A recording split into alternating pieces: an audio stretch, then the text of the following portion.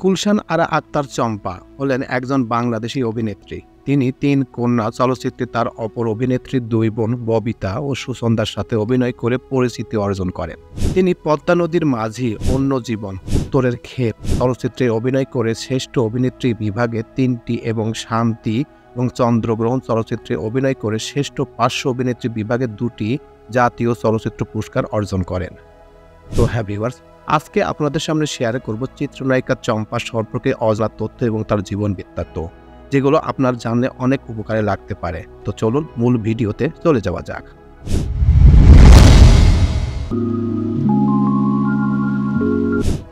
চলচ্চিত্রে আগমন। চম্পা প্রথমে মডেলিংয়ের মাধ্যমে তার কর্মজীবন শুরু করেন, তারপর টিভি নাটকে অভিনয় করতে থাকেন এবং জনপ্রিয় হয়ে ওঠেন। শিবলি সাদিক পরিচালিত ৩ কন্যা চলচ্চিত্রের মাধ্যমে চম্পা চলচ্চিত্রের জগতে আগমন করেন। এই চলচ্চিত্রে তার ৩ বোন সুসন্দা, ববিতা ও চম্পা একত্রে অভিনয় করেন। চলচ্চিত্রের একটি গানও ছিল ৩ কন্যা এক ছবি। তিনি সত্যজিৎ রায়ের ছেলে সন্দীপ রায়ের টার্গেট সিনেমাতে এবং বুদ্ধদেব দাশগুপ্তের লাল দরজা সিনেমাতে অভিনয় করার সুযোগ পান। গৌতম ঘোষ পরিচালিত পদ্মা নদীর মাঝি চলচ্চিত্র ছিল তার সবচেয়ে বড় মাপের কাজ। ১২ বছরের ক্যারিয়ারে প্রায় ১০০-এর বেশি সিনেমাতে তিনি অভিনয় করেছিলেন। বর্তমান তিনি পর্দায় অনুপস্থিত। ব্যক্তিগত জীবন। কাজের অনুকূল পরিবেশ আর বৈচিত্র্যময় চরিত্র না পাওয়ায় তিনি সিনেমাতে আগ্রহ হারিয়ে ফেলেছেন। তাছাড়া চম্পার মেয়ে কানাডায় থাকে, যাকে সময় দেওয়ার জন্য প্রায় তিনি দেশের বাইরে থাকেন, যে কারণে কাজ করা হয়ে উঠছে না। চম্পা ইদানিং টেলিভিশনের বাংলা নাটকে কাজ করছেন। বাদশার ৩৮তম আসরে পুরস্কার বিজয়ী ছিলেন ববিতা। চম্পা তাদের হাতে পুরস্কার তুলে দেন সুসন্দা। ২০১১-২০১২ সালে সেরা পার্শ্ব চরিত্র হিসেবে নির্বাচিত হন ববিতা ও চম্পা। সমালোচনা। চম্পা ৯০ দশকের শেষ দিকে এসে বিতর্কিত কিছু চলচ্চিত্রে অভিনয় করে সমালোচিত হন। যদিও প্রথম দিকে সুপারহিট প্রেম দিওয়ানা ছবিতে মান্নার সাথে ঘনিষ্ঠ দৃশ্যে অভিনয় করে, তবে ভয়ঙ্কর বিশু ছবিতে ডিপজলের সাথে সংক্ষিপ্ত পোশাকে, বিতর্কিত গানে আর বিপ্লবী জনতা চলচ্চিত্রে ধর্ষণ দৃশ্যে অভিনয় করে তুমুল সমালোচনার মুখে পড়েন। চম্পা নিজেকে আবেদনময়ী সাহসী নায়িকা হিসেবে তুলে আনার চেষ্টা করেন, যা দর্শকরা ভালোভাবে নেয়নি। তারপরও বেশ কিছু ছবিতে খোলামেলা পোশাকে অভিনয় করে সমসাময়িক নায়িকাদের সাথে প্রতিযোগিতায় নামেন। ভয়াবহ ছবিতে বিতর্কিত নায়িকা মুনমুনের সাথে পাল্লা দিয়ে অতিরিক্ত আবেদনশীল পশ্চিমা পোশাকে পরে উপস্থিত হন। চলচ্চিত্রের তালিকা।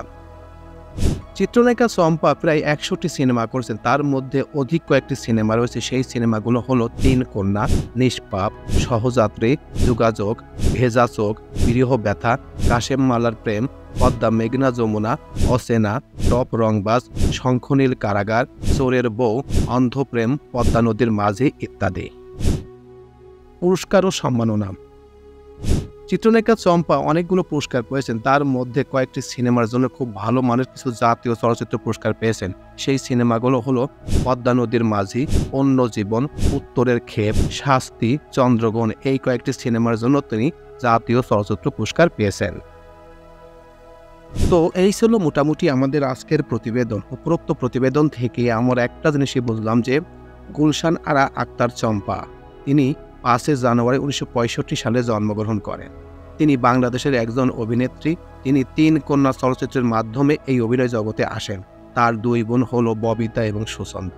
তিনি এই পর্যন্ত প্রায় ১০০টি সিনেমা করেছেন। প্রত্যেকটা সিনেমায় খুবই ব্যবসা সফল হয়েছে, কিন্তু কিছু সময় তিনি সমালোচনার মুখেও পড়েছেন। যেমন ২০০০ সাল থেকে ২০০৬ সাল পর্যন্ত বাংলাদেশে অনেক অশ্লীল সিনেমা হয়েছে, তখন তিনি অশ্লীল সিনেমাতে অভিনয় করেছেন। এই কারণে তিনি অনেকবার সমালোচনার মুখেও পড়েছেন। তিনি বলতেন যে মুনমুন যদি খারাপ দৃশ্যে অভিনয় করতে পারে তাহলে আমি কেন পারবে না, মুনমুনের থেকে আমার চেহারা কম। এই জন্য তিনি ওই সময় কয়েকটি সিনেমা করেছিল। সেই সিনেমার কারণে তাকে অনেকভাবে সমালোচিত এবং অপমানিত হতে হয়েছে। সেই সিনেমার যেমন বিপ্লবী জনতা চলচ্চিত্রে তিনি ধর্ষণ চিত্রে অভিনয় করেছেন। এই কারণে তিনি অনেকবার খারাপ এবং অনেক মানুষ অনেক বাজেভাবে তাকে কমেন্টসও করেছেন। তো তারপরে এখন বর্তমান তিনি সিনেমা থেকে অনেক দূরে। মাঝে মাঝে তিনি কিছু নাটকে অভিনয় করেন এবং তিনি বর্তমান বাইরের দেশেই বেশি থাকেন, কারণ তার একটি মেয়ে আছে, কানাডায় থাকে, সেখানে তিনি বেশি সময় দেন। এখন বর্তমান তিনি সিনেমায় নাই বললেই চলে।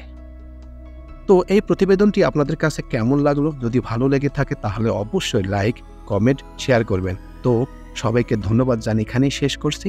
আল্লাহ হাফেজ।